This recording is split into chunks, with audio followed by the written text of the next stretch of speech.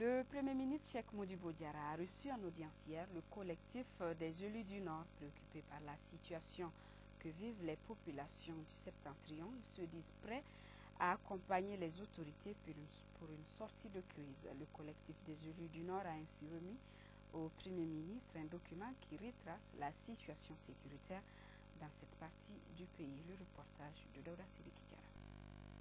Ils sont députés, maires, conseillers municipaux, élus des collectivités territoriales issus de tous les partis politiques du nord de notre pays à rencontrer le Premier ministre ce lundi pour parler de la situation sécuritaire dans le septentrion malien. Le collectif des élus du nord a élaboré un document dont une copie a été remise au chef du gouvernement. Ce document est intitulé « Appel des élus sur la situation sécuritaire et humanitaire dans le nord du Mali ». Cela face aux cris de détresse des populations qui deviennent de plus en plus croissants. Aujourd'hui, nous sommes inquiets, Monsieur le Premier ministre, par rapport à la lenteur dans les actions. Les populations seront dans une situation difficile dans quelques temps. Qu'en est-il des couloirs humanitaires? C'est une question. Concernant l'aide apportée, nos préoccupations sont de trois ordres. L'acheminement pour atteindre les vrais bénéficiaires, car les occupants sont maîtres du terrain et peuvent en disposer.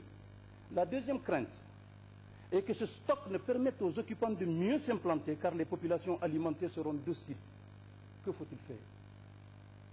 Il est important de retenir dans le cadre de l'assistance humanitaire, en plus des produits alimentaires et médicaux, une dotation des paysans pour la campagne agricole en semences, intrants agricoles et carburants.